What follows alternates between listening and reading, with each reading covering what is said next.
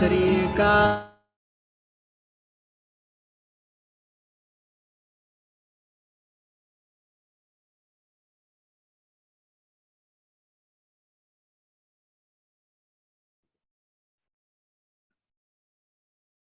Good evening to you, brothers and sisters. Thank you so much for attending lesson 8 of Gongchig by Khenpo Rangdol. We shall be inviting Khenpo to actually begin teaching soon. Thank you very much. 师兄师姐们，欢迎大家参与第8节课这个正法意义的那个教授。我们现在即刻就要邀请堪布朗多开始教授，谢谢大家。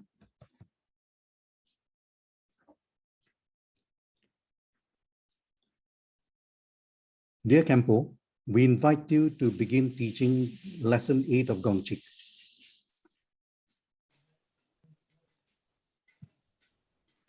Okay.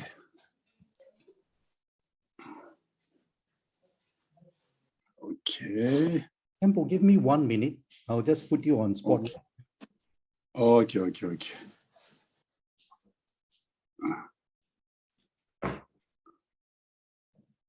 Okay. Thank you very much, Khenpo. We may begin. Okay. Everything fine? Yes, everything is all right. Thank you so much. Okay. Okay.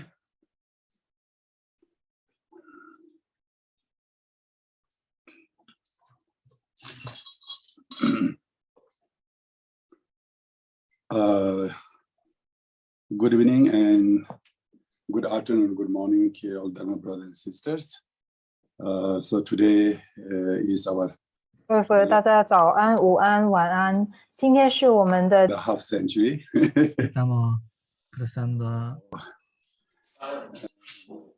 Non cambiate il microfono.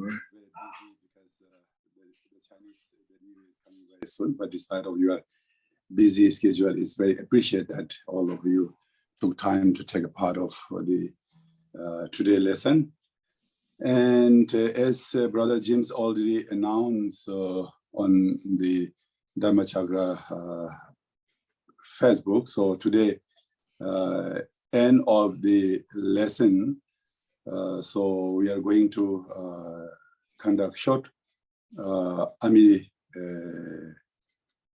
Amideva, the Pure Land short prayers, which we're going to dedicate for our great internationally one of the most beloved great master, Thich Nhat Hanh, who passed away recently. So it is also our great honor for all of us to accumulate merit and also fulfill all the good wishes of Master Thich Nhat Hanh. So end of the session, just right after the teachings completed. So we can, if you have a butter lamp, so you can also get ready one butter lamp, and then we can also hold the butter lamp, and then also the prayers will be displayed on your screen, and we do short prayer at the end session. So that's just a short announcement. So now I'm going to begin the teachings.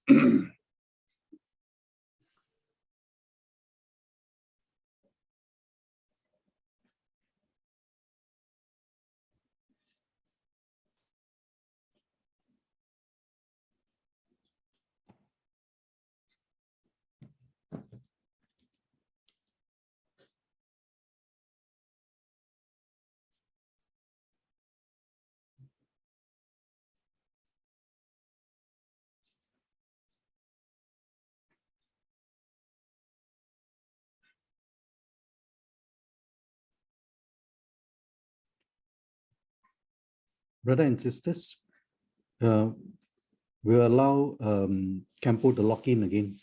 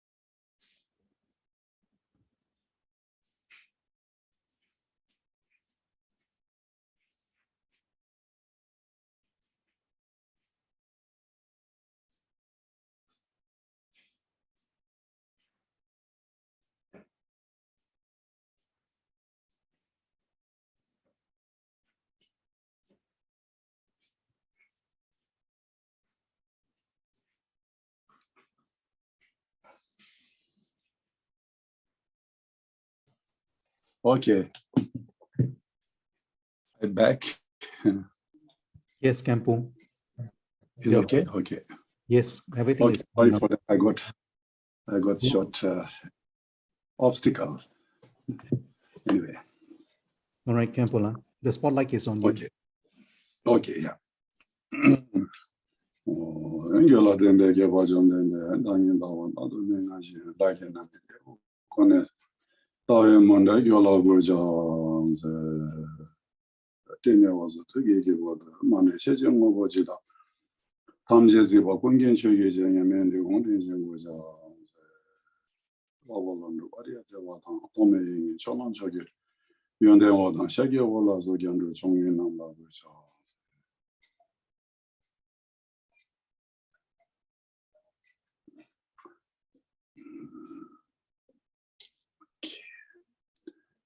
Okay, so today the lesson 8. So we are going to begin from the chapter 5. I think the Vajra statement is 4. I hope it's the correct one.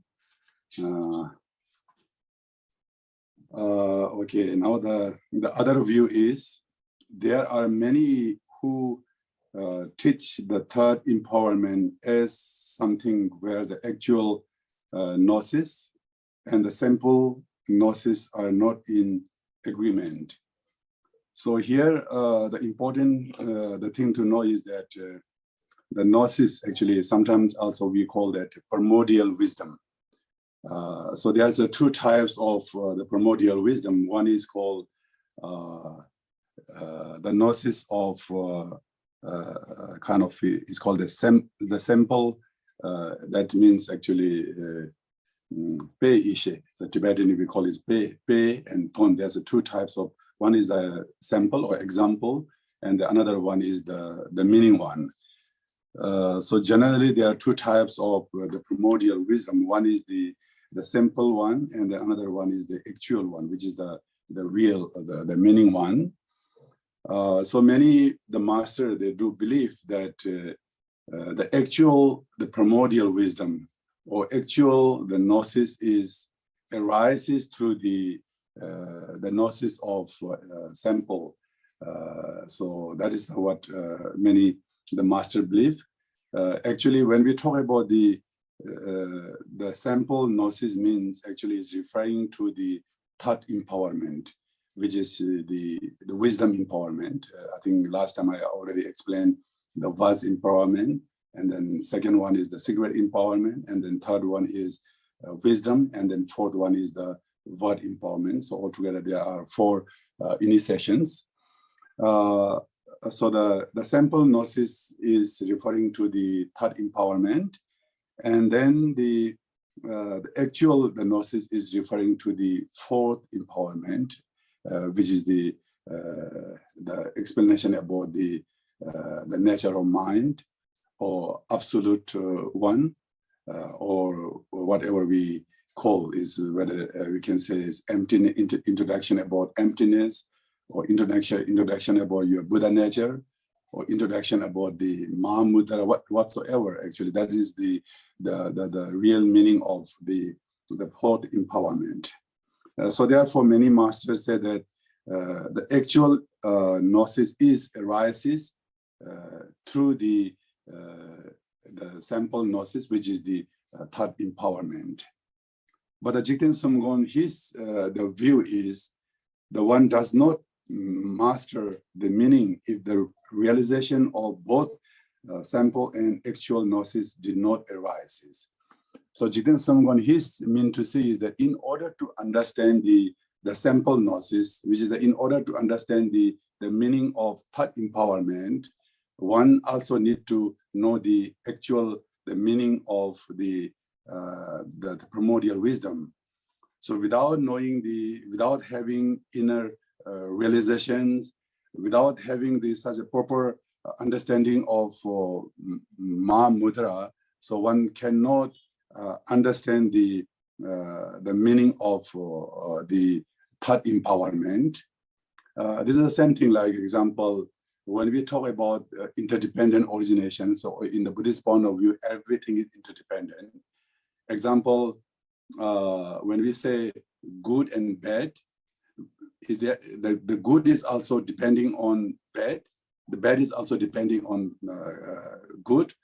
Similar to that way also, when we talk about the happiness, without suffering, there cannot be labeled as a happiness. Without happiness, we cannot label as a suffering. So suffering is depending on happiness. Happiness also depending on suffering. So that's the how kind of interconnection of the interdependent origination.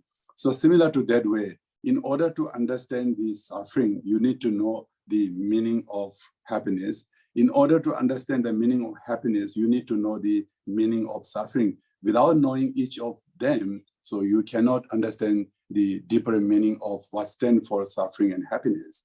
So similar to that way, what Jigten Songgon he is trying to emphasize is that, but in order to understand the meaning of the gnosis of sample, and in order to understand that meaning, so one needs to know the meaning of the fourth empowerment, which is the introduction about Mahamudra, or introduction about your Buddha nature, whatever, as I mentioned earlier.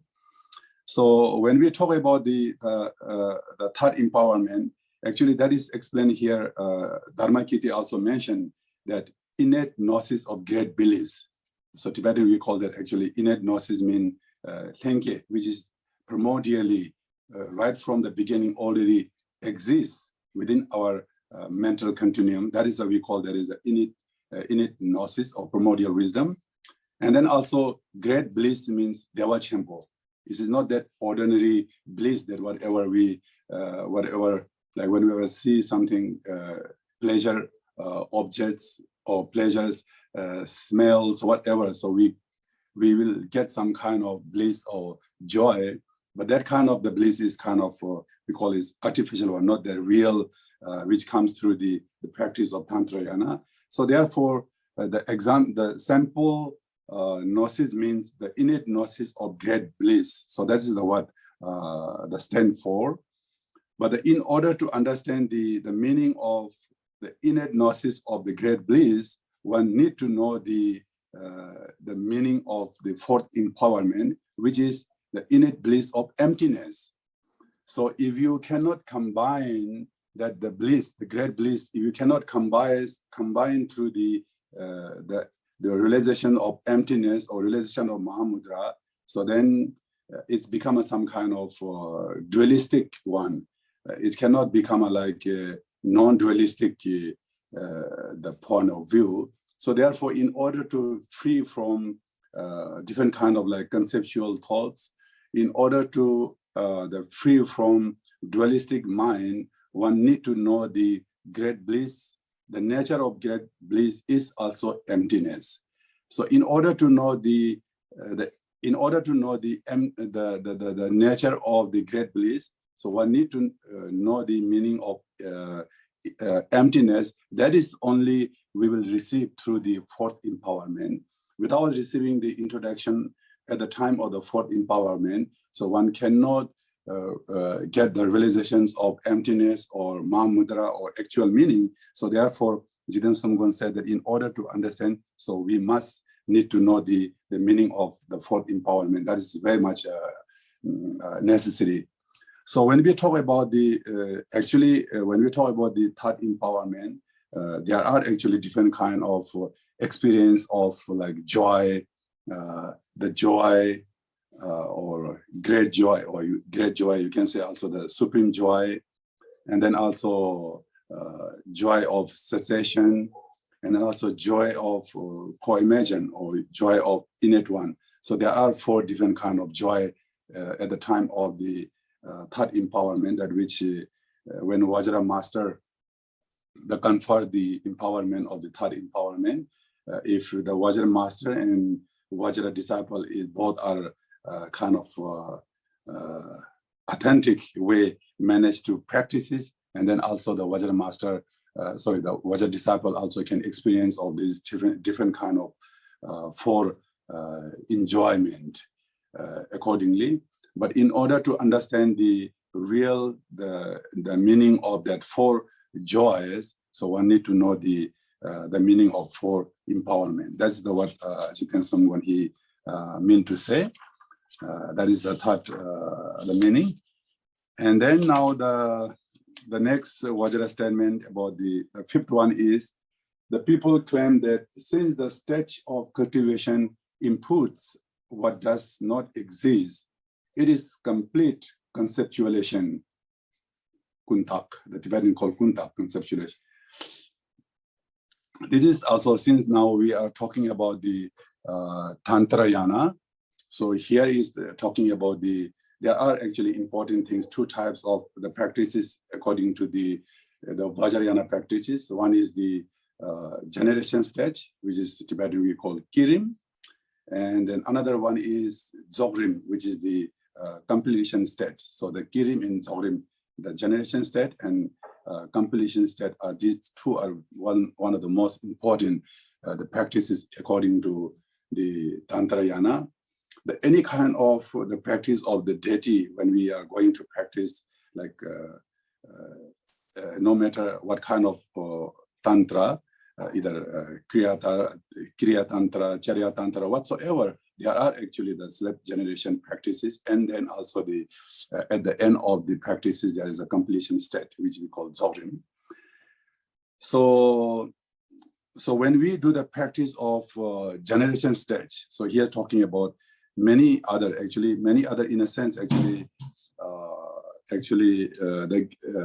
to the many great scholar in Gelugpa schools, Gelugpa tradition, and also the many master, they do believe when we do the practice of generation stage, one need to visualize our own body is embodiment of the any deities. Example, when we are practicing Avalokiteshvara, so our the basic the body also we need to visualize embodiment of Avalokiteshvara.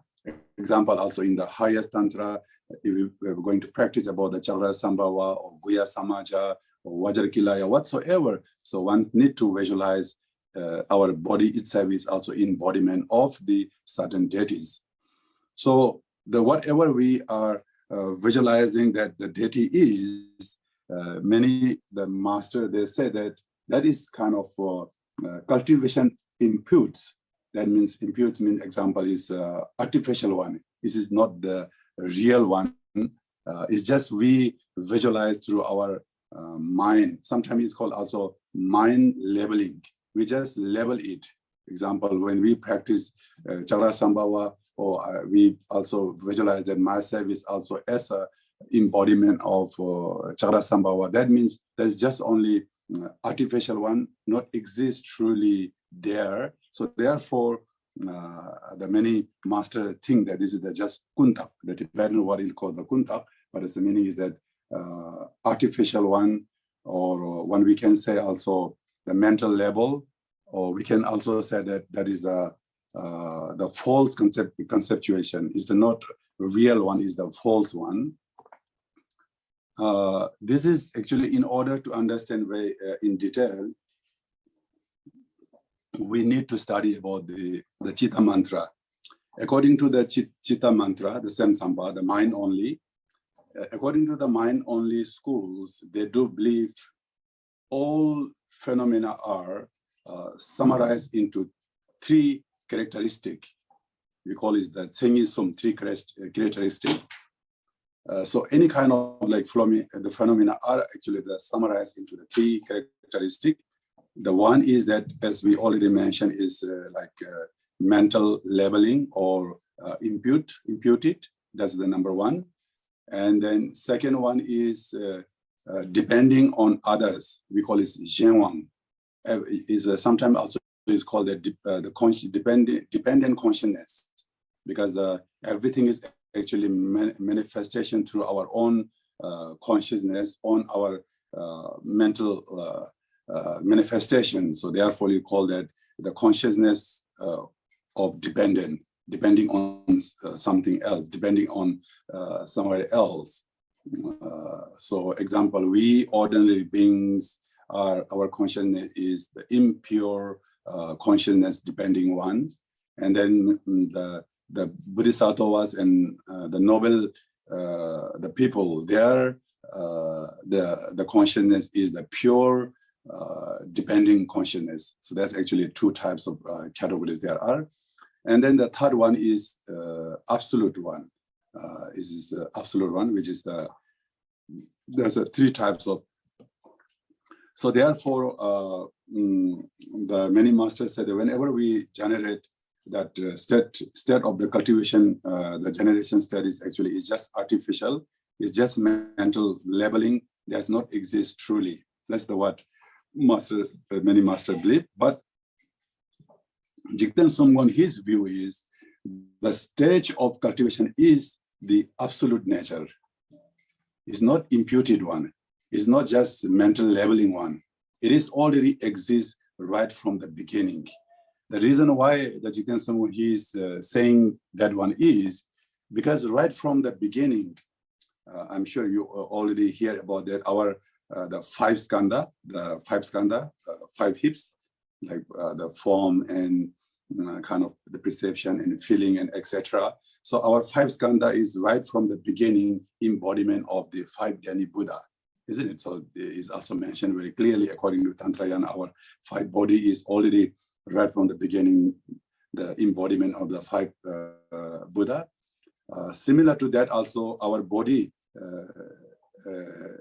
have kind of composed through the four types of element, which is water, earth, and fire, and wind, sort of like different kind of elements. Those five elements are embodiment of the concept of five Buddhas, the five family Buddhas. So that means basically five male Buddha and five female Buddha. So it's already exists right from the beginning. It's not just made up by our through our conceptualization. It's not that just somebody just explain. It's not that somebody just only label it through somebody their choices. It's not like that. It's already exists right from the beginning. So therefore, the Jigten Songgon, what he is belief and what he says is here, the stage of cultivation is the absolute nature. Absolute nature means it already exists right from the beginning. There is already exists. It's not that, somebody just make up by their mind. It's not, it already exists right from the beginning there. So therefore, it says absolute one. The one of the most important whenever we do the practice of generation state, the reason why we need to visualize our body itself as an embodiment of the deity is because basically we need to abandon kind of three poisons: attachment, anger, and ignorance. The three things are the main root causes that we are still wandering in the samsara. But in order to abandon those three poisons, actually the teachings of Sutra and the teachings of Tantra, directly or indirectly, the dealing with both our egotic emotions. According to Tantrayana is also exactly same that all the teachings of the Tantrayana are directly or indirectly dealing with those our five egotic emotions, or maybe just three egotic emotions. How is dealing is, example, when we generate our body, when we cultivate the body itself is embodiment of the certain deity. That means in order to rid out of attachment, that we do have a kind of attachment because we always too much attached to our body, maybe our skin or our color, our hair, our ornament, whatsoever. That is one of the biggest obstacle that we are facing, that kind of attachment. So in order to rid out of, in order to abandon that kind of attachment, and then also we need to visualize our body itself is embodiment of the certain deity. So therefore, Jiten Sungwon, he mentioned very clearly in his teachings. But when we generate the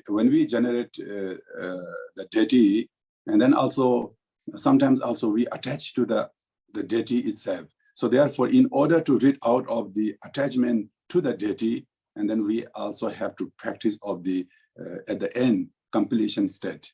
So that means we have last moment we have to remain in the state of emptiness, in the state of Mam Mudara. So that means there's not exist anymore that generation state that we have to practice of that completion state.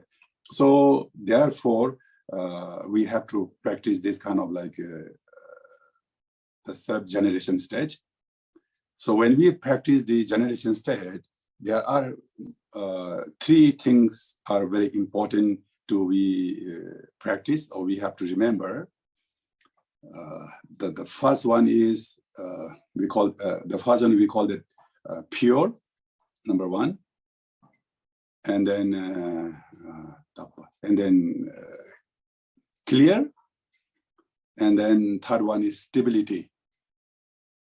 So when we generate the deity, and also we have to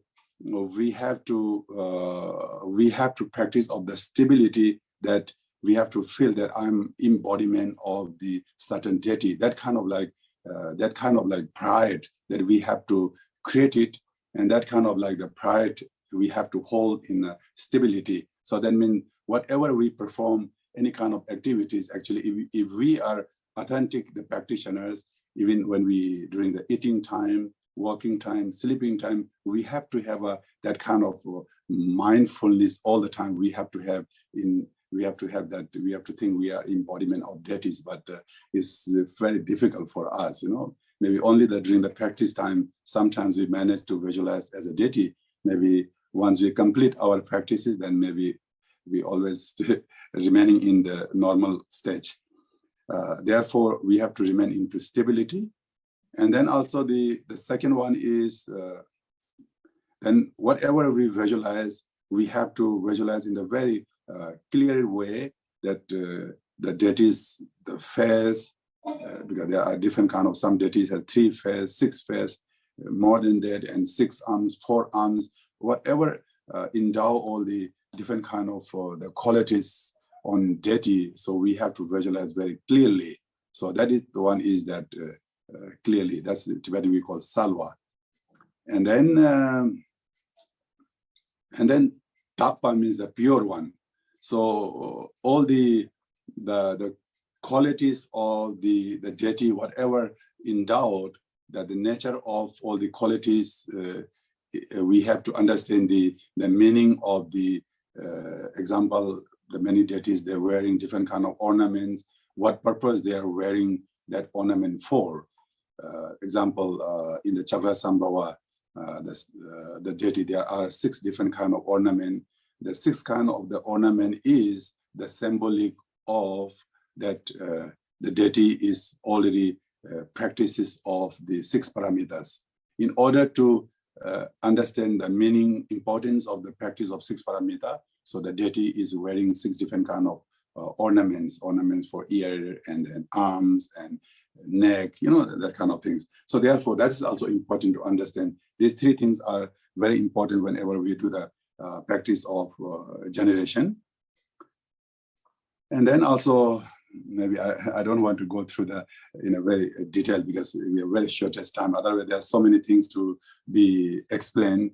And also when we generate the deity, there are different way of generating the deities, 5 awakening way of generating the deity, and then through the 4 rituals, also one need to cultivate the deity, and 3 vajra, through the 3 vajra also generate the deity, and then also the 4th one is instantaneously, in a moment that we have to visualize the deity. There are 4 different kind of procedures that through the 4 procedures that we can generate the the deity, but in order to read out of the three different way of taking a birth, So when we're taking a birth, there are four things.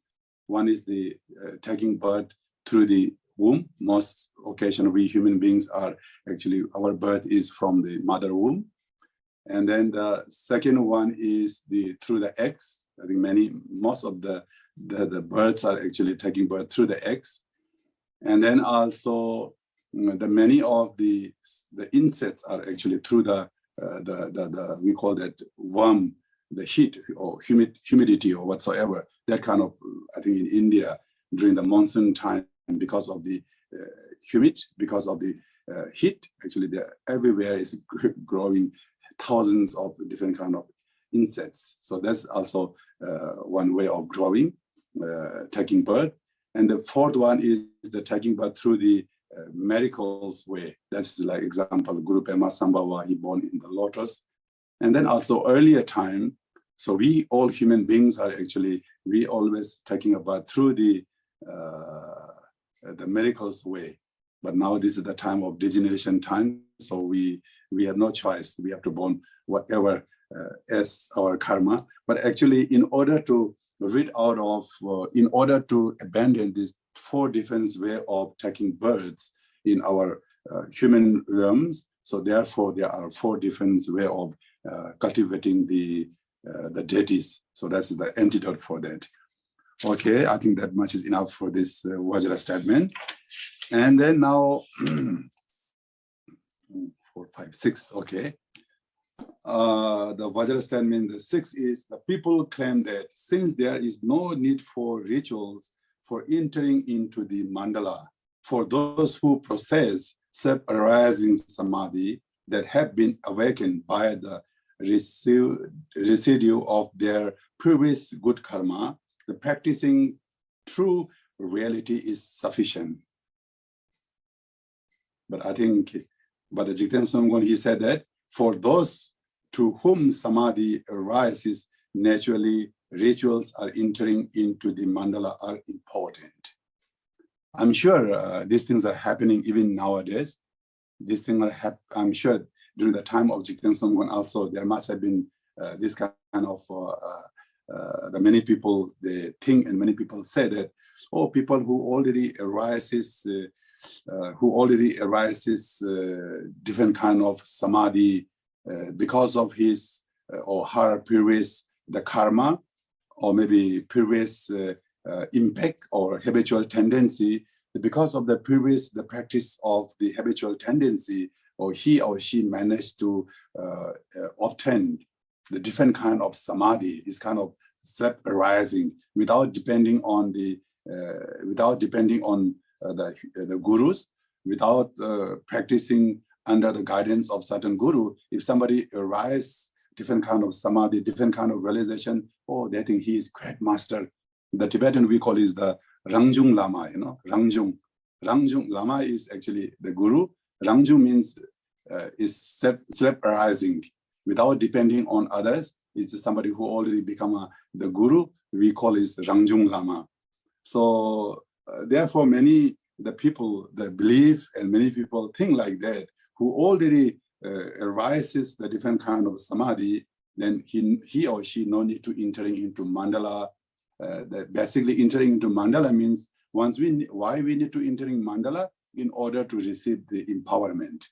In order to receive empowerment, in order to receive instructions of certain the deities, in order to get certain transmissions, so we need to enter into the mandala of Tantrayana. Without entering into the mandala, so there's no way to receive samadhi. So therefore, the people think that who already receiving self-arising the samadhi, those practitioners or those gurus or those students, they no need any kind of other instruction, they no need any kind of explanation, they no need to enter into mandala. So because of their previous good karma, that whatever they achieve in this life, that is sufficient. No need to do further explanation, or no need to make more kind of more blessing for that kind of person. That is sufficient, but the Jiten Sumgon, he said that, Jiten Sumgon said that even somebody who already arises naturally, so without depending on somebody, someone who already arises naturally, that different kind of samadhi, different kind of realizations whatsoever, but still someone need to enter through the rituals of entering into the mandala are very important. The reason why it is important is that it's very difficult to say that if somebody already kind of arises this kind of different kind of samadhi, it could be excellent one, it could be obstacles of certain maras. It's very difficult to see. So therefore, according to Tantra Yana, so without guru, there's no way to achieve enlightened mind. You know, there's actually one quotation, all the thousands of the Buddhas are depending on the gurus. Without depending on gurus, all thousands of Buddha also cannot become a Buddha. So we need to depending on the gurus are very important, especially according to the Tantra Yana. So therefore, the self-arising, the samadhi, it could be good. It could be maybe some kind of is some kind of also it comes through the it could through the some kind of obstacle. So therefore, one need to enter into the mandala. One need to depend on the different kind of rituals, and through this way, then also whether his or her that self-arising samadhi is correct one or wrong one, that can be distinguished through the realization masters. So, example, there is actually one short story according to the Vinaya. I just would like to share. According to the Vinaya, one occasion, the Buddha Shakyamuni, he talked about the teachings of what do you call that? How to lose attachment. So the Buddha was giving an explanation to the Sangha members. So our body is kind of full of impure things, and the body is, there is nothing clean thing exists on our body. So our body, the nature of our body is not essential one. So that kind of, in order to rid out of attachment, Buddha give a certain the explanation about that, how our body is not important. So therefore, some monks actually they feel like now our body is, there's nothing exists essential thing on our body. I better to die rather than live long. So therefore, there's one monk actually, he told his colleague that I will give you my all belonging things. All belonging means actually the monks must have some dharma clothes and maybe begging bowl, nothing else actually. The monk said that I will give you all this, my belonging things to you. So then if you kill me, because he don't want to live anymore, because he feel like there's no point to live on this earth, because there's nothing exists essential on our body. And then one monk, he received all the other belonging things to one monk, and then he killed somebody. And then also when he went, after he killed somebody, and then he went to the somewhere at the riverside to clean that the blood shit, whatever. And then he received the prophecy by the Mara. Oh, then he received a prophecy from the Mara saying that, oh, you did wonderful. You did wonderful. You accumulate lots of merit by this way of killing. And then he thinks that, oh, what I did, what is wonderful. So then through this way, so he killed, I think 60 monks because of this kind of like wrong prophecy that he received by the Maras. So similar to that way, what I wanted to say is that, so the self-arising samadhi, it could be good, it could be bad. So therefore, entering into the mandala and then also receiving some kind of like the pit instructions, that is very important. Otherwise, one should not satisfied by whatever we are having. We must consult to the previous gurus to even we receive that kind of self-arising samadhi. That's what I mean to say. Now the seventh one is the people claim that the deities of mantra with their different faces and arms resemble the Chinese needs. Okay, Jiten Sumgon said all the deities possess the qualities of the measure and manner marks. Yeah, again here. The people claim that the deities of mantra with their different faces and arms. You see there are different, I'm sure many of you already enter into many the Tibetan, the monasteries where you can see different deities, scary ones. Algunas son como que 是有很多的这个面，很多的手臂，或者 way of wearing có rất nhiều cách thức để mặc các cái weapons, and that kind of the different deities endowed with different kind of face and qualities and the limbs. So in this way, some people say that the deities are already by its nature, they are like as it is. So therefore, we just have to whenever we make the tanka or statues or whatsoever. So we have to visualize by its nature as it is. But Jiten Sumgon said that all the deities possess the quality of the measure and manner. There are 32 measure marks. So I'm sure many of you know that Buddha Shakyamuni, he has 32 different kind of measure marks, that the wheels in his palms, and then also what do you call that? And then also many other different kind of like 32 measure marks, and also 80 manner marks that Buddha endow with those the qualities. So not only the Buddha. So here the Jiten Sumgon said that all the deities are, no matter whatever he or she, the deities looks like, but the nature of those deities are actually, since they are already enlightened one, and they already endowed with all those the qualities. So one should not just think as it is. Of course, actually some, according to the Tantrayana, there are different kind of the deities. Some are very scary one.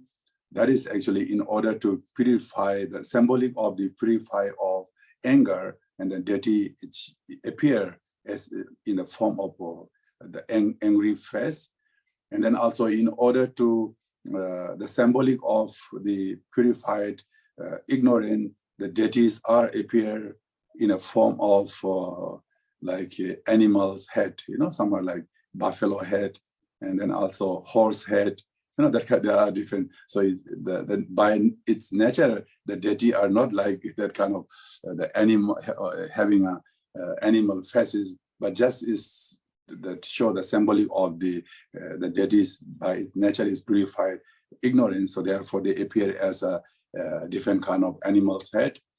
And then similar to that, where some deities are actually in a very peaceful form, in a white color. This is in a very beautiful, the deities, those are symbolic of the purified attachment. So, but so when we visualize the nature of the deities, so we have to visualize those deities are actually endowed with all these, the qualities of the Buddha, the 32 measure and the manner marks. I think this is just an example, like sometimes also our the parents, they need to show very scary face to their kids. By nature, the parents they always laugh on their kids. They don't want to show scary face, but in order to just bring them onto the proper the path, in order to just sometimes if the kids are not sleeping in the night, it keep playing, and then also we have to make some sounds of there are some demons and some maras are there, so that kind of we have to make them scared. So similar to that way, those are actually the skillful way. Sometimes the parents need to show different faces. Similar to that way, all the deities are actually manifest in a different way in order to benefit for the sentient beings. But the nature of the deity is actually endowed with all the qualities of the Buddha. So that we have to know, because all the reason is that all the deities are already enlightened one in a form of Sambhogakaya, and then once the Sambhogakaya Buddha already endowed with all the quality. That's what I mean to say. Okay, 6, 7. Now, now the 8th one is there are many who take the bodies of Tathagatas and the Bodhisattvas that they have seen in visions or dreams as the principal deity. But Jiten Sumgwan say one must take the deities and so forth that Sutra and Tantra teach as the principal one. I think this is very, very important. So it's not that because I am Degung Kagyupa that I like Jiten Sumgwan's teaching, but the reason why I like many of the teachings of the Gongchig is, I think last time also I explained, he always based on the teachings of Buddha, Sutra, and Tantra. He never said that my teaching is super one and my guru teachings are super one. He never said that. We always, whatever we have, whatever we experience, whatever we have in our vision, but if that kind of the visions or dreams whatsoever, it is according to, it is actually not contradicting through the Sutra and Tantra, then of course we have to accept and we have to practice accordingly. Otherwise, I'm sure maybe at the time of the Jiten Sumgwan, there must have been many teachings that saying that, oh, this teaching is so special because these teachings are received through the dreams, in the dream of my guru.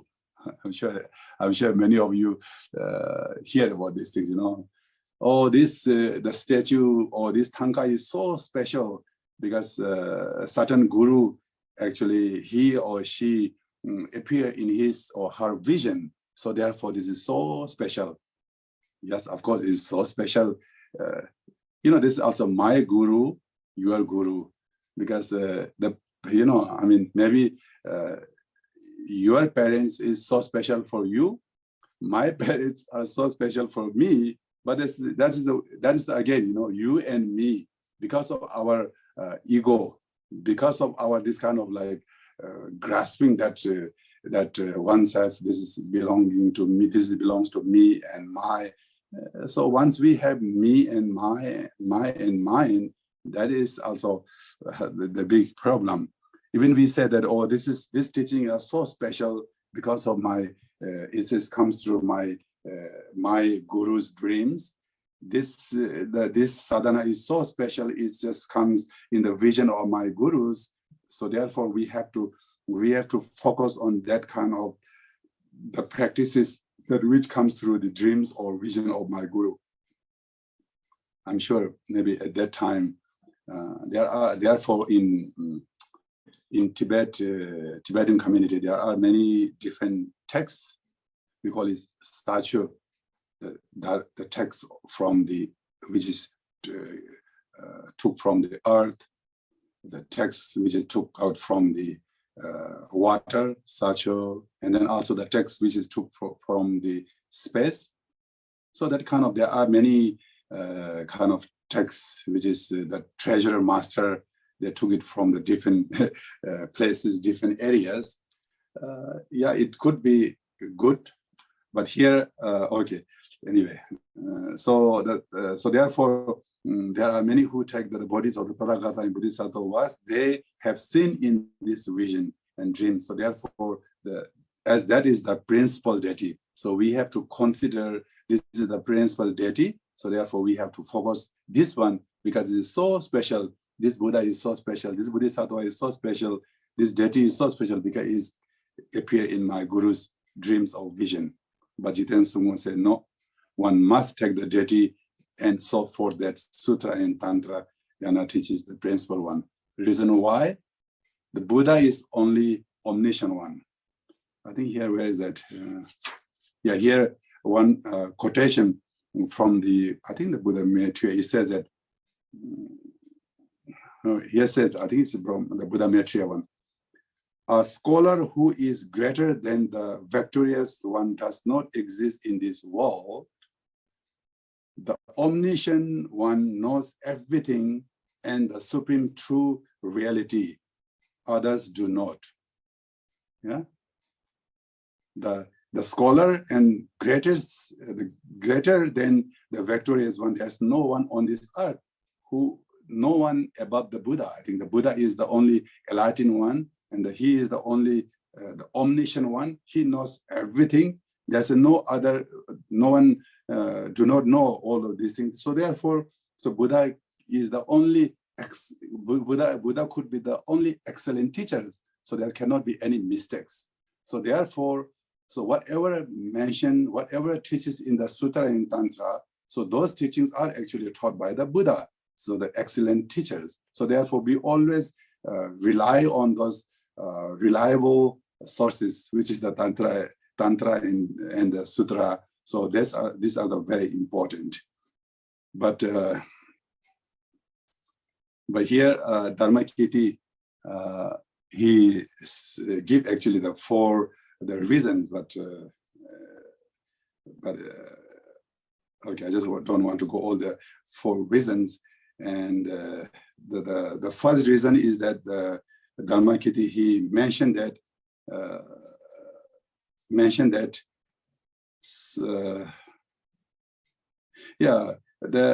your guru or any master who appear in dreams or visions, it could be good, but still that the guru, since the guru is not the omniscient one, it could be mistakes. That's the reason 1, The reason number 2 is that sometimes also due to our imbalance of our elements, because our elements, water elements, earth element, due to imbalancing of the element, sometimes also we see differently.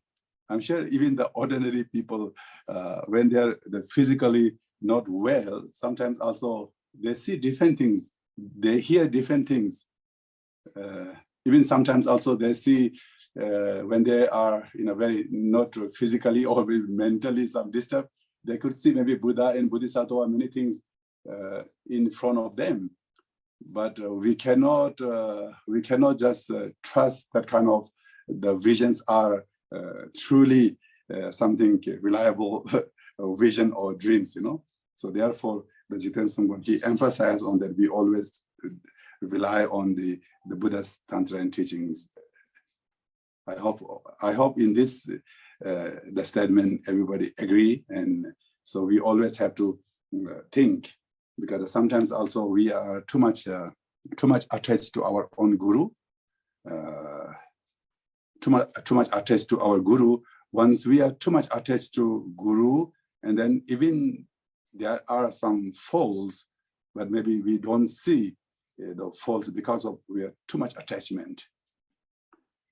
So that's also some kind of obstacles. Okay, now the 9th, the Vajra statement is the people claim that instant generations of the tantric deity is for those with highest faculties, and that since deity generation the based on much ritual is for those with the lower faculties, it is of no great importance.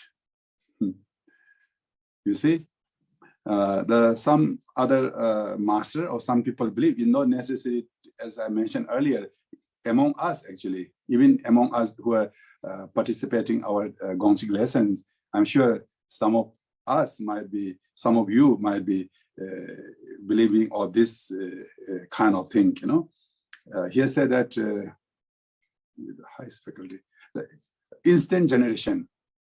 Example, when in the Chakrasambhava. I'm sure many of you see the practice. I'm just holding this, the Vajra and bell.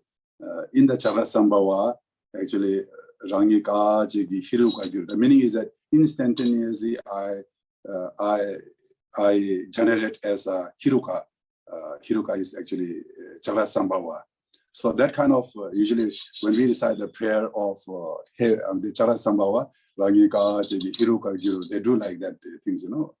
So that means instantaneously that oneself cultivated as a Chakrasambhava. That is, we call that is the instantaneous generation without depending on, remember, I just briefly mentioned there are 5 awakening ways of generating, 4 rituals, 3 Vajra, and the one moment or instantaneous. There are 4 different ways of cultivating the deities.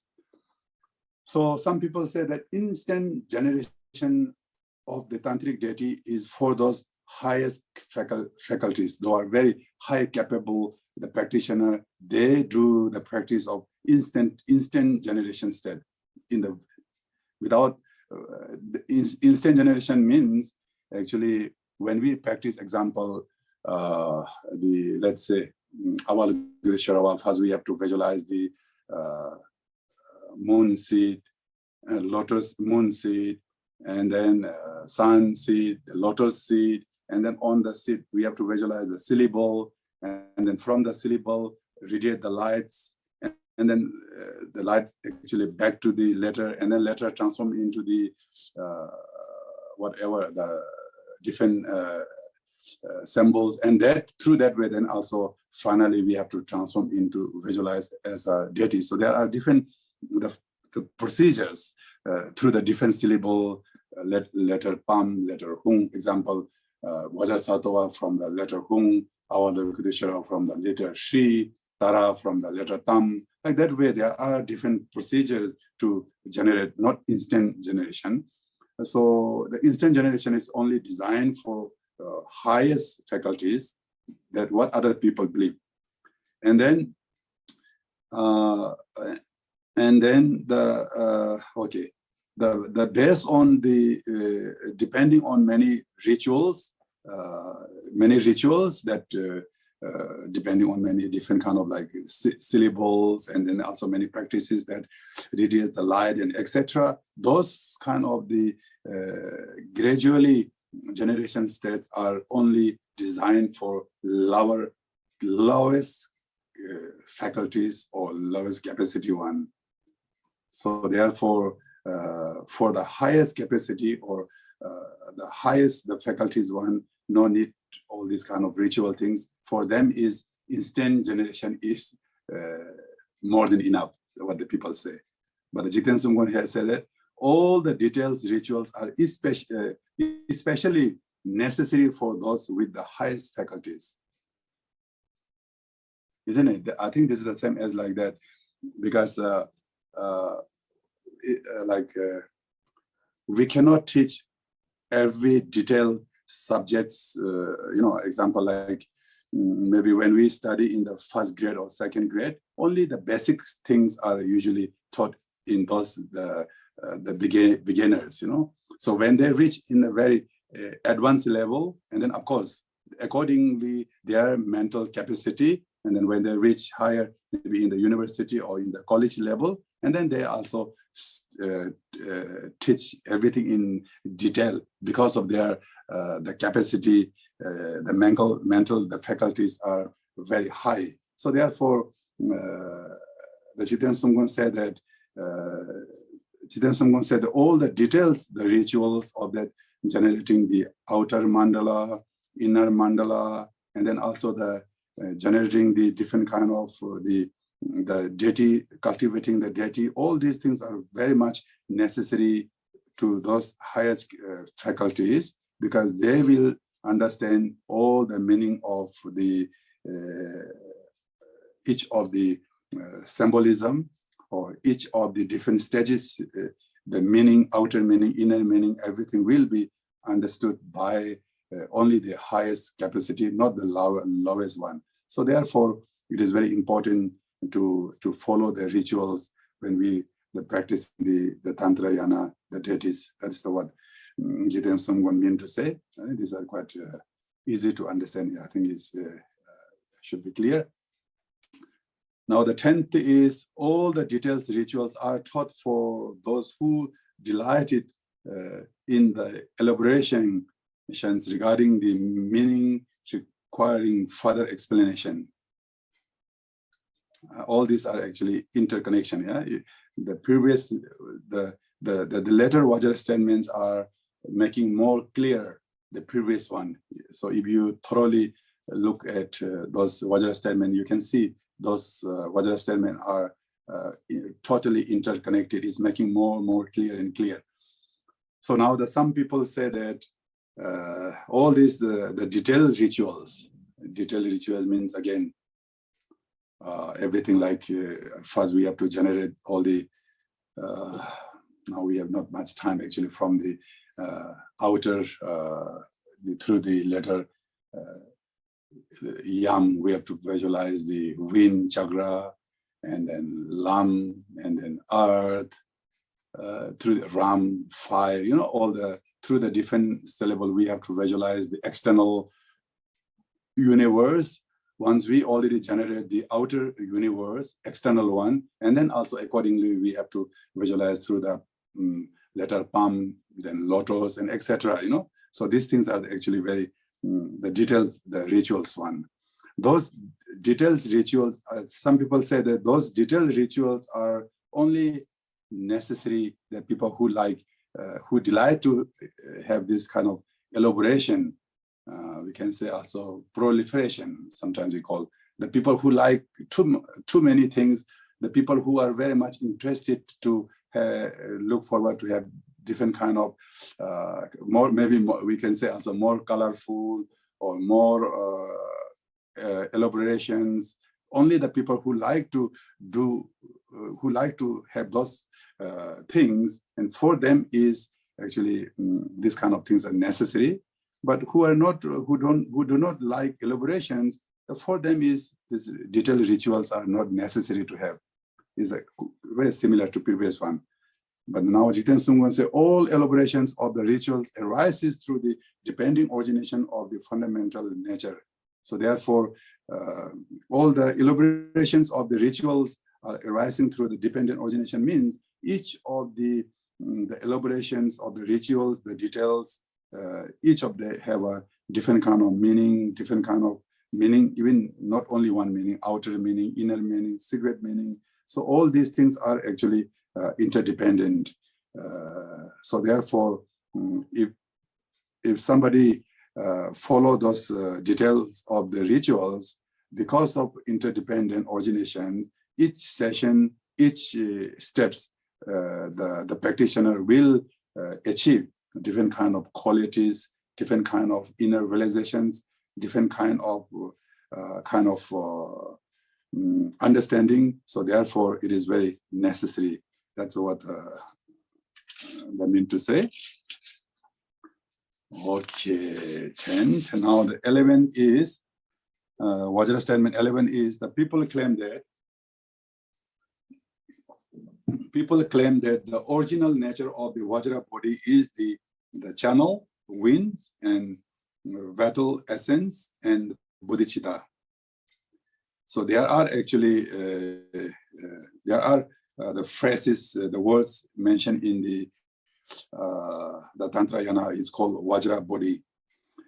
So some people explain that the meaning of the Vajra body is because according to Tantrayana there are the chakras of channels, Tibetan we call Sa, and the chakras of winds, Hung, Tibetan called Lung, and then chakras of actually here said the bodhicittas, the vital essence, and bodhicitta actually referring to the bindu, in Sanskrit called bindu, and sometimes in English called drops, whatever. So therefore, there are three different types of the chakras: wind chakra, and the wind, and then drops. So these things are the essential one, and these things are the very important one. So therefore, through the channels and wind and the drops, according to Tantrayana, So we'll receive all the quality through this different the channels and winds, etc. So therefore, the Vajra body, the meaning is referring to this the secret practice of the channels and winds. Basically, these are referring to the yogas of Naropa. When we're practicing the 6 yoga of Naropa, so those practices are directly dealing with the practicing of the channel and winds, etc. So this is the meaning of Vajra body. But the Jiten Samgwan said that the original stage, what is it? Neluk. Tibetan called Neluk means original state of the Vajra body is the profound will. The profound will is actually referring to the Dharmakaya. According to Tantrayana, so everything is like the Vajra, because the Vajra means like solid, is indestructible, or we can say unshakable or undestroyable. So that's actually the stand for the Vajra.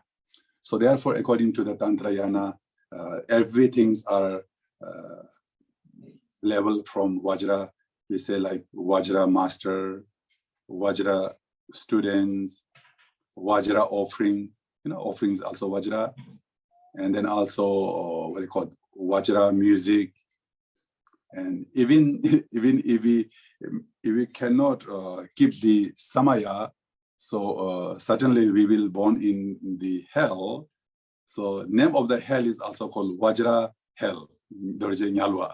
So therefore, everything actually according to Tantrayana, the name it stands from the Vajra. So therefore, the Jiten Samgwan, he said that is the Vajra body is ultimately it's referring to the Dharmakaya. According to the Sutrayana or Tantrayana, the ultimately, so we have to obtain the Dharmakaya. So the Dharmakaya is actually embodiment of emptiness. The Vajra is actually the symbolic of the emptiness. So therefore, when we hold Vajra is the symbolic of emptiness or Mahamudra. And then when we hold the bell, that is the symbolic of wisdom. The nature of the wisdom is actually emptiness. The meaning of Vajra is emptiness. So the Dharmakaya, the nature is actually embodiment of emptiness. So therefore, the Vajra body is actually stand for Dharmakaya. Here is very good, very nice quotation from Jiten Samgwan, which I like to read. Since they do not understand the Vajra, the ignorant, the fools are crying until they are exhausted, because they do not see the vital point of vast great vehicle through their intellectual faculty that merely understand one side emptiness. You see, briefly the meaning is that since they do not know the meaning of Vajra, and just as like the children are there crying, similar to that way, without proper having understanding of Vajra, the people just keep crying, saying that, oh, I did not understand the meaning of emptiness. I did not understand the meaning of Mahamudra. They just keep crying. So because they do not see the real meaning of the great vehicle, so they just only see the one partial of the emptiness, one side of the emptiness. They did not see the entire the nature meaning of the emptiness. So this is what Jiten Samgwan he said. So therefore, the Vajra body is actually stand for Dharmakaya. That's what we mean to say. Okay, now the 12th is people claim that the ultimate state of the channel, winds, and bodhicitta is explained in the basic scriptures, namely tantras. Again, these are important. So some people say that all the practice of channels the practice of because that we call it the sa is actually channel. Dut means is it not? So through the practice of the channels, and then we have to be free from those different knots that. So therefore, we have to, according to Tantrayana, so we have to practice the chakra of channel, chakra of wind, chakra of bodhicitta are well explained through the scriptures in the Tantrayana. So we must depend on the whatever mentioned in the Tantrayana text, we have to follow because everything is mentioned in detail in the Tantrayana. But Jiten Sangwan, he said that he maintained that some aspect of the original state, Neluk, were hidden by Vajradhara. Again, it's very important, no? Of course, it is very important that we, as previously Jiten Sangwan already mentioned, that we have to, everything we have to rely on the best on Buddha's Tantra and Sutra is clearly, we have to, but it is also very important. We should not be only stick on one point, but also it is important that the many of the teachings of the Tantrayana are hidden by the Vajradhara. Is also important. So therefore, according to Tantrayana, we cannot just practice without having guru. Of course, it is mentioned in the Tantrayana. It's a very dangerous. Without proper having an instruction from guru, if we just try to implement just by seeing through the Tantrayana text, that can be very, very dangerous, That can be very dangerous. Because there are different teachings according to Tantrayana. One is called Ngengyu. Ngengyu means the teachings only hearing from masters to master. That kind of teachings. There are many Tantrayana teachings which is only hearing through the master to master, teacher to teacher, not by publicly. That's very important. They're called Ngengyu. And there are some teachings exist which called Dagyu. Da means actually indication through sign. Therefore, the many great tantric masters, they do have concept. Basically, they do have vibe. Usually we call this Daikini. We don't call vibe, we call it the Daikini. This is the Daikini of certain guru. But of course, if the tantric practitioner are really authentic one, and then many teachings can be indicated by those Daikinis, and then also the master can be understood because of the indication by the Daikini. That kind of teaching, we call it Dagyu. And then also some teachings are, we call Shegyu, means only the Vajra master can explain. Then through that way we can understand. I think we already mentioned in the 4th chapter. Remember, there are actually one teachings that we call it direct teaching, indirect teaching. Remember, there are 6 positions of teachings. There are some teaching mentioned that you have to kill your father and mother. Of course, it doesn't mean that you have to kill your father and mother. Basically, we have to kill our ignorance and anger. So that kind of the teachings, the meanings are hidden by this wording. So therefore, it is very important that we have to have the proper instructions. So therefore, we should not just follow the Tantrayanas, because the many teachings are hidden by the Vajradhara. So therefore, we have to must rely on authentic guru. But that things will comes on the how important the guru, what kind of guru we needed. That will come in the 6th chapter. Okay, now the 13th one is, in particular, the channels and winds are profound only in mantra vehicle. Yeah. In particular, channels and winds are profound only in the mantra vehicles. Some they say like that. Only in the Tantrayana, the text also mentioned very clearly how many classifications of the channel, the characteristic of the channel, how many channels in our body, where are those channels are abides, at our what do you call that, crown chakra, throat chakra, and heart chakra, navel chakra, secret chakra. There are 5 places, chakras. There are actually different kind of chakras abides on different positions. Those channels, and then also there are 5 root winds, 5, and then also 5 branch wind, and then also there are many winds classifications. Those are profound, only explained in the mantra, the mantra vehicles. But Jiten Songwon says, medicine teaches some of the ways things are, and some functions, the karma, more profoundly. I think these are quite easy to understand. It's not so difficult. But Jiten Songwon said that, of course, in the Tantrayana, these things are mentioned in very detail. But in the medicine text, because according to the Tibetan, I think in a sense of medicine text means basically those the medicine, the Tantrayana texts are taught by also the Buddha.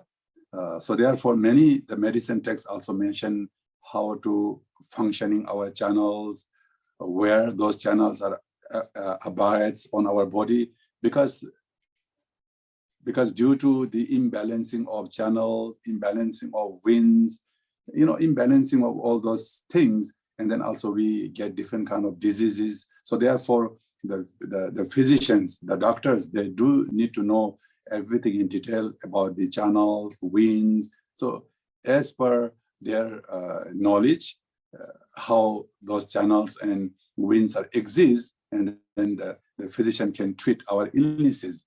If the doctor do not know those our channels and winds, and then of course they cannot give the proper medicines. Maybe they will give wrong medicines.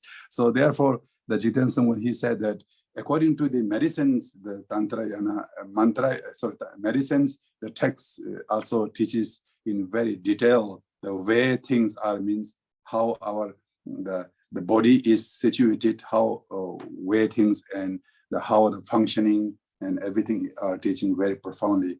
Because one occasion, Jiten Somgon was reading the medicine text, which is composed by Nagarjuna, and then also he understood all these things are explained in very detail.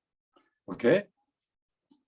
Now the 14 Vajra statement is the people claim that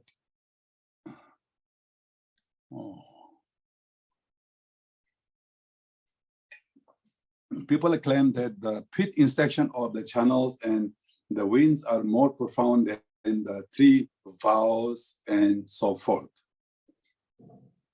Yeah. So some people say that, oh, the channels and winds, those practices are the secret practices.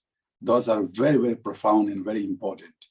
And other than that, like 3 vows and then so forth, mean 3 vows and refuge practices, bodhicitta practices, 4 tantra practices, and then generation states, completion state. Those kind of practices are not so important. We have to focus on this only practice of channels and winds, because those are very profound. But Jiten Somgon, he says differently. What is profound for others is not profound for us. What is not profound for others is profound for us.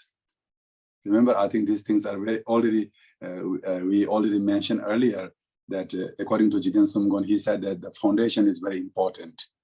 If the foundation is not there, and then no matter how many stories that we build, it's very soon might be collapse.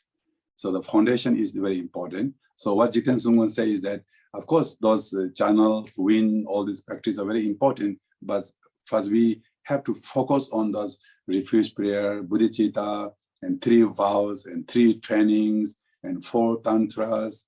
All these things are very important. Those are the basic things. Without proper base, then cannot build other things.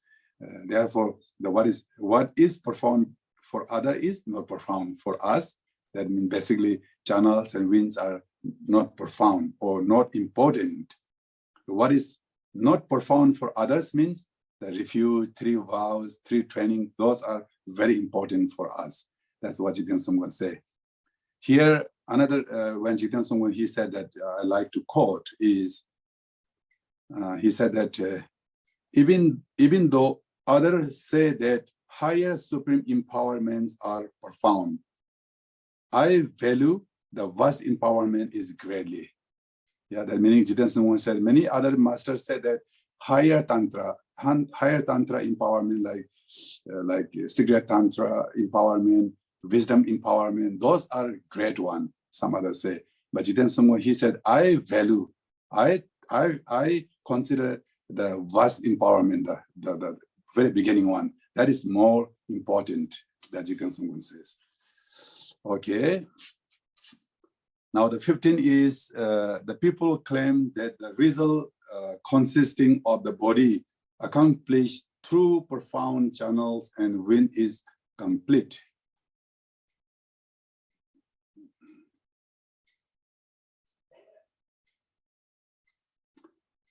Okay, the locking, that's again someone said, locking of the non-profound instruction, one will not attain Buddhahood through the profound one, the channel and winds.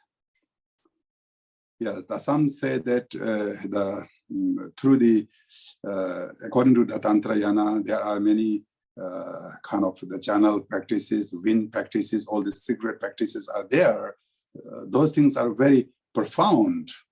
Those are very profound, and we only have to focus on only that kind of practices. But Jiten Songgon said that, of course, those teachings are very profound, very important, but lacking of the non-profound instruction, if we do not have a proper instruction, we call that, Tibetan we call it mengak. Mengak means actually secret instructions, because according to Tantrayana, the many teachings needed special secret instructions by the our guru. Without having secret instruction or proper instruction, one cannot practice thoroughly. So therefore, Jiten Songgon said that lacking of the non-profound instruction, one will not attain the Buddhahood. You need to have the pit instruction from your master. Otherwise, if we just only look at, this is very clearly can see, you know, but nowadays we can see everything, we can find everything from the Google, we can get all the sources of texts from the Google, but it's very dangerous that without having proper instruction, one should not follow just directly without having proper instruction. This is the really special advice from Jiten Songgon. That could be very dangerous, you know. Remember that Gampopa in Milarepa. So Gampopa, he received many different visions, and then each time actually he went to see Milarepa, and then Milarepa he gave some instruction. Otherwise, if that time, if Gampopa did not get a secret instruction by Milarepa, might Jiten Songgon, he stuck there. He stuck there and he could not move forward his practices, you know. So therefore, it is very important. Maybe some, remember that also when Marpa Lotsawa in Milarepa, they separated when they departed. And then Marpa Lotsawa gave him a piece of paper. Then Marpa Lotsawa said that, okay, now you don't open this letter. When you are going to practice the channels and wind in the future in the mountain area, one occasion you will get some problems while you are dealing with your channels and winds. That time you open this letter, because the Marpa Lotsawa, he knows when he reached that level, he will be facing that kind of problem. So he wrote very clearly in that letter. I hope this is clear. Okay, now 15, 16. Okay, now the 16 was just telling me, the people claim that if something is experienced or realized that was not taught in the instruction of the Buddha in the treatise is a special dharma. It is again the similar in the previous one. Many people think that, oh, this teaching is very special because this is not mentioned in the Buddha's teachings. This sadhana is so special. Buddha never taught. Previous Buddha never taught. Present Buddha also never teach, and future Buddha also will not teach this teaching because this is so special, only taught by my guru. And this is only experienced by my guru. So this my guru instruction is so special because this is nobody taught before. But then someone again says, experience and realizations is the incompatible with the Buddha's instruction is false. If that guru's experience or instruction whatsoever, it is compatible with the Buddha's, that is fine. If it's something similar with the Buddha's teaching, is not contradicting with the Buddha's teaching, that is fine. But if those experience and those realizations and those teachings are contradicting with the Buddha's teachings, and then I think we have to say sorry for that, because we have to value the Buddha's teachings more than somebody else. I think that time we have to say sorry for, no matter even if our guru's teaching is contradicting with the Buddha's teaching, then we have to say sorry. I'm sorry, maybe. Okay, I have to say that one because Jiten Sungwa said so. Now the 17th one is, the people claim that since one realizes the meaning that requires the further interpretation and the definite meaning, differently, it is sufficient for those practice to accord with one of the respective aspect. Yeah, this is the meaning that, remember the last time also we already talked about the sixth position definite meaning, and then also the meaning that required further interpretation and direct teachings and indirect teachings, that we already talked about. The six positions of the teachings are some master or some people say that we no need to practice everything, just follow the one aspect of teaching is sufficient. Example, if you are practicing now the channels and winds, that kind of teachings, if you are practicing that kind of practices, and then some say that you no need to practice that, others practices like 3 vows and 3 trainings, those are you not necessary to practice because you already reach high level. Since you already reach high level, you no need to practice again and again that which you already practiced the previous one. Saying that actually in the Gongchig Dosherma, there were give one example. When you cross the what you call the river, and then the bridge is meaningless. You no need to depend on the bridge because you already crossed the river. Similar to that, where when you reach higher level, and then other things are you no need to practice, you can just give up. That's what others say. But Jiten Songwan say one must never contradict any of the intentions of the Buddha's instructions. One should not contradict. So we have to practice everything. Remember that in the first chapter already mentioned clearly that 84,000 of the teachings we have to practice completely. Without missing any of them, we have to practice 84,000 of the teachings because those 84,000 are dealing with 84,000 epileptic emotions. So this is the exactly same meaning as that one. Okay, now actually my target is supposed to finish 1. Okay, now the time is exactly now 7:30 here. So we just conclude our today lesson here. And then now as I mentioned at the beginning, so now we are going to make short prayer for our most beloved Grand Master Thich Nhat Hanh that who passed away recently. So since we are already gathering here in a Zoom mandala, so now this is I think new mandala. So we are here in a Zoom mandala, so we can also accumulate the merit and also dedicating for Master Thich Nhat Hanh for fulfill all his wishes. So first we recite Amitabha mantra little bit, and then after that we will recite the short prayer of Buddha Amitabha, which I will share on this screen later on. So first we just recite, follow me, Om Ami Devashi. Om Ami Devashi, Om Ami Devashi, Om Ami Devashi, Om Ami Devashi. Om Ami Devashi, Om Ami Devashi, Om Ami Devashi, Om Ami Devashi, Om Ami Devashi, Om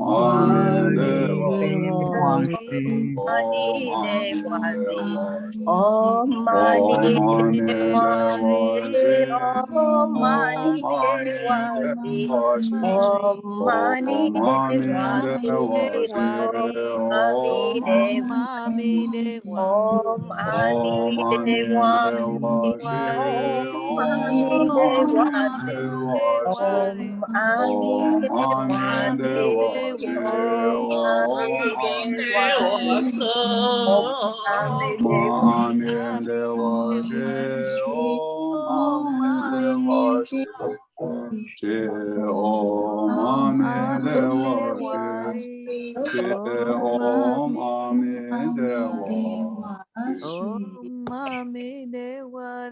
Okay, now we recite 3 times this Buddha Amitabha Pure Land prayer, Sukhavati prayer. So we recite together 3 times.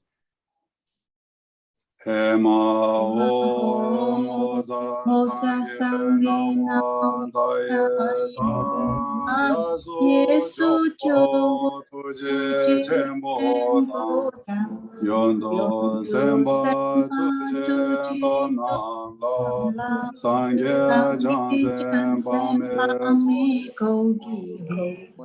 Dege Mazara Pado Meba Dewa Chanje Jindande Dane Dena Sebo Gyumata Gewa Shange Bama Chopa Dero Kenande Jao Sho Dekita Jojo Sangye Chansan Sanjachi Game Droba Jingye Eyata O Penchari Mahodana Yesto Ema O Sasange Nawaye Na Yesu Jogo Kempo Yondo Semba Tuje Nonala Sange Semba Mekoki Deke Mata Pado Meba Yae Dewa Chenshe Jingande Deke Sepo Gyumata Dewa Shengi Bama Chopa Dero Jene Jata Sho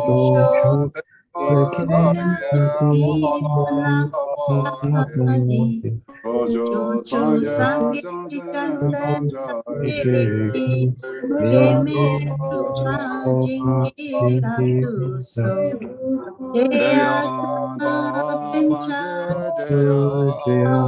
Awadana Ye Soha Ema Ho sa Sangye Awatayeta Yesu Tuje Chempang Yondo semba tuje Namla sangye janse Sempa Miko Kiki Ege moza Sapa pada Tu Me Pai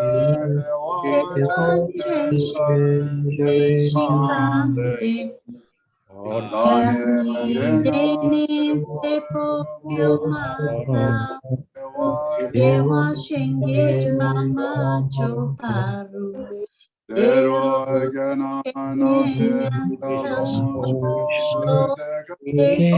Dagi Mulam Dojo Sangi Jansen Chiki Game Jingi Abduto Deyata Pechati Awakodana Yesoha Chancho Sencho Rinpoche Maje Manam Kyuchi Yevanam Mewayang Gone Kondu Washu Ancho Sencho Rinpoche Maje Banam Kyuchi Evanyam Devayang Kone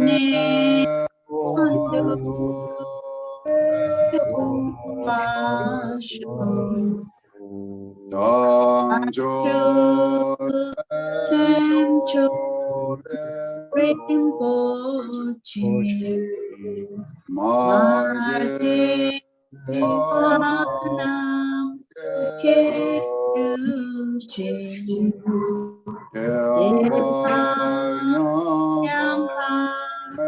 Devayang Kone Kondu Washu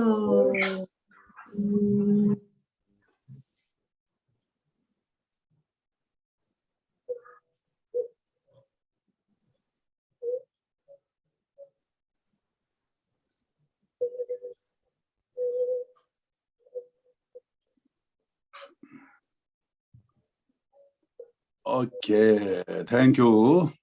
Thank you very much for the prayers. Thank you Khenpo. Thank you. Cambola. Thank you Khenpo. Thank you.